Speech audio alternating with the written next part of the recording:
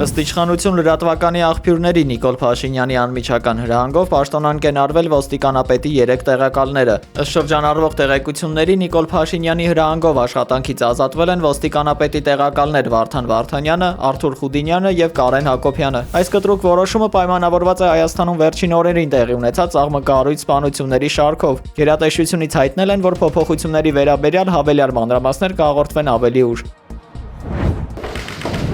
Հայաստանի կառավարությունը դիմել է Եվրամիությանը հիբրիդային արագ արձագանքման խումբ Երևան ուղարկելու համար։ Ազատություն ռադիոկայանը պնդում է, որ իր տրամադրության տակ է հայտնվել Հայաստանի արտգործնախարարի փետրվարի 13-ին Բրյուսել ուղարկված նամակը։ Այդ նամակում Արարատ Միրզոյանը խնդրել է արագ արձագանքման խումբ ուղարկել Երևան, հայտնում է Ազատություն ռադիոկայանը չհրապարակելով նամակը։ Եվրամիությունը 20 հոգանոց նման մի խումբ էլ անցած տարի ուղարկել էր Քիշնև խորհրդարանական ընտրությունների ժամանակ աջակցելու Մոլդովայի իշխանություններին սոցիալական ցանցերում Ռուսաստանից տարածվող ապատեղեկատվության հայտնաբերման եւ հակազդման համար, պարզաբանում է Ազատություն ռադիոկայանը։ Հայաստանի արտգործնախարարությունը դեռ չի մեկնաբանել աղմկահարույց այս տեղեկությունը։ Եթե Սամվել Կարապետյան չի կարող լինել վարչապետ, ինչու է Նիկոլ Փաշինյանը կալանքի տակ պահում Սամվել Կարապետյանին։ Այսպես ուժեղ Հայաստան կուսակցության համակարգող խորհրդի անդամ Նարեկ Կարապետյանը պատասխանում է Նիկոլ Փաշինյանի ու նրա պատգամավորների հայտարարություններին, թե Սամվել Կարապետյանը չի կարող լինել վարչապետի թեկնածու։ Նիկոլ Փաշինյանը գիտի, որ Սամվել Կարապետյանը կարող է լինել վարչապետ, այդ իսկ պատճառով է նրան կալանքի տակ պահում։ Եթե չի կարող լինել, ինչու է կալանքի տակ պահում։ Ասում են մի մոլորեցրեք ժողովրդին, ասեք, որ նա չի կարող լինել եւ նրա անունը այսպես տալով փորձում եք քվեներ։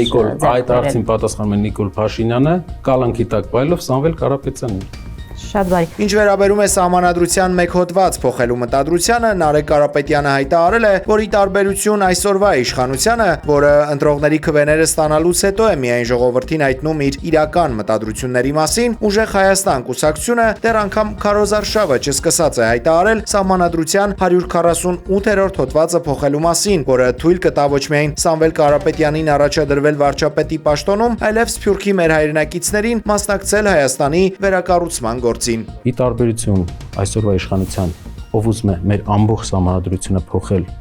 Ալիևի եւ իր ընկերների առաջարկով եւ պահանջով,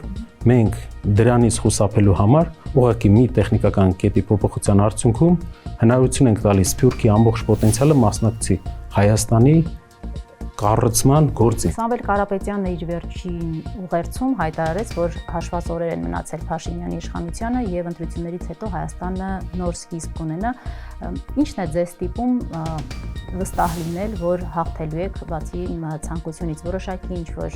հարցումներ ունեք այս պահի դրությամբ, որը ձեզ այդպիսի համոզմունք է տալիս։ Ի վերջո նույն վստահությունը նաեւ իշխանությունն ունի, նա նշում է, որ սահմանադրական մեծամասնությունն են վերցնելու, ավելին ինչպես Փաշինյանը նշեց, ջախջախիչ փոքրամասնություն եք դուք դառնալու։ Շատ լավ։ Ինչ է խոսք տվել, որ արել է այս իշխանությունը։ Մեր ժողովրդին քվե է պահանջել, հույս է վաճառել, մեր ժողովուրդը այդ հույսը ստացել է եւ երբ մենք նայում ենք, թե ինչ խոստումներ է տվել թոշակների հետ կապված, նա խոսքեր տվել մինչեւ 60,000 բարձրացնել միջին թոշակը 61, այսօր միջին թոշակը 49,000 դրամ է։ Խոսքեր տվել վերադարձնել Հադրութի շրջանը 21 թվականին, խոսքեր տվել աղքատությունը կրճատել 2 անգամ, աղքատությունը չի կարողացել կրճատել 3%-ով։ Խոսքեր տվել, գրել էր, այսինքն այնպես չէ, որ խոսքեր ասել, հետո ասել չեմ հիշում, գրել է։ Մենք մեր ծրագրով 5 քայլերի ծրագրով հատուկ 5 քայլերը բոլորին այդ ծրագիրը մենք փոխանցում ենք, ունենք քարտեր, որ մարդիկ հնարավորություն ունենան վաղը խոսք տվածը պահանջեն։ Ինչը պետք է ստիպի մեր հայրենակիցներին գնալ եւ ընտրել այն ուժին, որը վերջնականապես կործանեց Արցախը, որը աղքատությունը 8 տարվա ընթացքում հարևան երկիրը 2 անգամ նվազեցրել է, 100,000-ավոր մարդկանց աղքատությունից հանել է, Հայաստանում մենք մարզ ունենք, գիտեք, Շիրակի մարզը, ամեն երկրորդը ապրում է ամսական 50-60,000 դրամից քիչ գումարով, ամեն երկրորդ համարյա։ Այսինքն ինչը պետք է ստիպի 8 տարի կառավարությունը։ Ասում են մենք խաղաղություն ենք բերել, ի վերջո իսկապես սահմաններին եւ սահմանամերձ գյուղերում գրակոչներ չեն լսվում։ Ճիշտ է, Հայաստանում ոչ մի ղեկավար ուժ այդքան չի խոսել խաղաղությունից, ինչքան քաղաքացիական պայմանագիր կուսակցությունը։ Եվ այդքան պատերազմ չի բերել, ինչքան քաղաքացիական պայմանագիր կուսակցությունը։ Իրենցից շատ խաղաղությունից խոսածած չկա, բայց իրենցից շատ պատերազմ բերած մեր ժողովրդին չկա։ Ասում են այո, կորուստներ եղել է, բայց հիմա հասել ենք այդ խաղաղությանը։ Կորուստներ եղել է, կորուստներ չէ, դա մարդիկ են, մարդկային խեղված ճակատագրեր են հազարավոր, որից հետո չվերցնելով քաղաքական պատասխանատվություն, հանձնելով հազարամյա մեր բնորանը, չի վերցրել քաղաքական պատասխանատվություն, խոստումներից ոչ մեկը չի կատարել, խոստումներից, նշանակալի խոստումներից, իհարկե կարող է պետական ապարատում աշխատավարձերը բարձրացնել, հնարավոր է իրենց համար ինչ որ աշխատավարձ է բարձրացրել։ Թուրքիայի նախկին արտգործնախարար Ահմեդ Դավութօղլուն Ջեֆրի Էփշտեյնի մերձավոր շրջապատն օգտագործել է ԱՄՆ-ում հայոց ցեղասպանության ճանաչումը տապալելու նպատակով։ 2026 թվականին հրապարակված փաստաթղթերը բացահայտում են նրա գաղտնի կապը միլիարդատեր Թոմ Փրիցքերի հետ։ Դավութօղլուն նպատակ է ունեցել Փրիցքերի միջոցով չեզոքացնել հայկական լոբիի աշխատանքը 2015 թվականի նախաշեմին։ Hiç ümitlenmeyin. Beni yıldıramadınız. 2010 թվականի նամակագրության մեջ Էփշտեյնի մտերիմ գործընկերը բնութագրել է Դավութօղլուին որպես շախմատային հմուտ խաղացող։ Թուրք պաշտոնյան արդեն հաստատել է, որ այդ շփումները ծառայել է բացառապես Թուրքիայի ժխտողական շահերի պաշտպանությանը։ Թեև նա անուղղակիորեն չի առնչվել Էփշտեյնի սեռական հանցագործություններին, սակայն նման կասկածելի կապերի առկայությունը մեծ սկանդալ է։ Այս պատմությունը եւս մեկ անգամ ցույց է տալիս Թուրքիայի ստվերային մեթոդները պատմական ճշմարտությունը խեղաթյուրելու հարցում։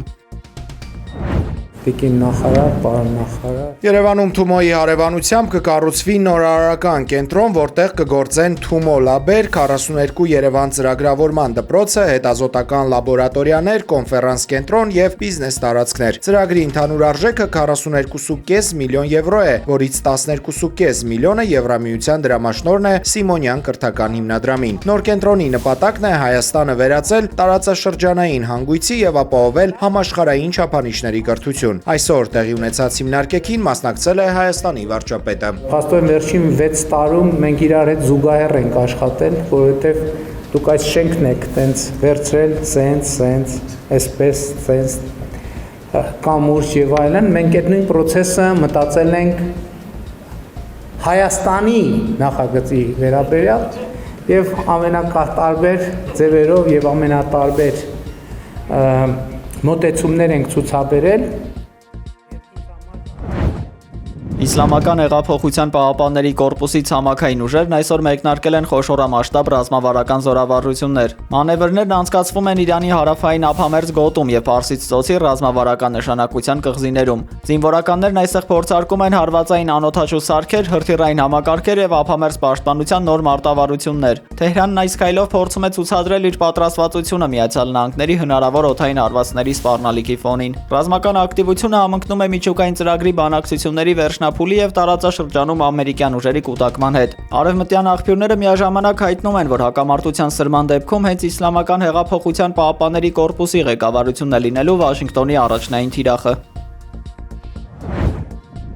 Reuters-ը հայտնում է Պեկինի եւ Թեհրանի միջև CM-302 տեսակի գերձայնային հականավային հրթիռների վաճառքի սպասվող գործարքի մասին։ Այս զինատեսակն ունի շուրջ 290 կիլոմետր հեռահարություն եւ նախատեսված է նավերի հակաօդային պաշտպանությունը ցածր թռիչքով շրջանցելու համար։ Գնման շուրջ բանակցություններն ակտիվացել են 12-օրյա պատերազմից հետո Իրանի պաշտպանության փոխնախարարի Չինաստան կատարած այցի ընթացքում։ Թեհրանը փորձում է արագ համալրել սպառազինության պակասը եւ հակակշիռ ստեղծել տարածաշրջան ժամանած ամերիկյան ռազմածովային հսկայական ուժերին։ Իսկ Պեկինն իր հերթին ձգտում է պահպանել Իրանի գործող վարչակարգը եւ սեփական շահերը պաշտպանել Միացյալ Նահանգների ռազմական ազդեցությունից։ Այդուհանդերձ Չինաստանի արտգործնախարարությունը պաշտոնապես հերքում է նման բանակցությունների մասին տեղեկությունը։ Հրթիռների հնարավոր մատակարարումը ուղղակիորեն կխախտի ՄԱԿ-ի սահմանած զենքի էմբարգոն, որը վերականգնվել էր անցյալ տարվա սեպտեմբերին։ Գործարքի վերջնական իրականացումը մնում է հարցականի տակ Վաշինգտոնի կոշտ ռետորաբանության եւ տարածաշրջանում ծայրահեղ լարվածության պատճառով։ Those against and abstentions. ՄԱԿ-ի գլխավոր ասամբլեայում 12 երկիր դեմ է քվեարկել Կիևի հակառուսական բանաձևին, եւս 51-ը, այդ թվում Հայաստանը, ձեռնպահ են մնացել։ ՄԱԿ-ում Ռուսաստանի Դաշնության մշտական ներկայացուցիչի տեղակալ Աննա Եվստիգնեևան ելույթի ժամանակ նշել է, որ եթե Կիևի վարչակարգն իսկապես շահագրգռված լիներ խաղաղությամբ, ապա կզբաղվեր դիվանագիտությամբ, այլ ոչ թե հերթական քաղաքականացված քվեարկությունների նախաձեռնմամբ։ 70,000 new construction jobs in just a very ԱՄՆ նախագահ Դոնալդ Թրամփը հայտարարել է, որ Վենեսուելայի նախագահ Նիկոլաս Մադուրոյի ձերբակալությունից հետո Վենեսուելայից ԱՄՆ է հասել ավելի քան 80 միլիոն բարել նավթ։ Մինչ այս պահը ԱՄՆ նավթի արտադրությունը հասել է 600,000 բարելի։ Թրամփի խոսքով Վենեսուելայից նավթի արտահանման նկատմամբ վերահսկողություն են սահմանել դեռ հունվարին, երբ ամերիկյան ուժայինները գերի էին վերցրել Մադուրոյին ու կնոջը։ Վենեսուելայի նախագահին Նյու Յորքի դատարանը մեղադրանք էր առաջադրել թմրանյութերի ապօրինի շրջանառության եւ այլ հանցագործությունների համար։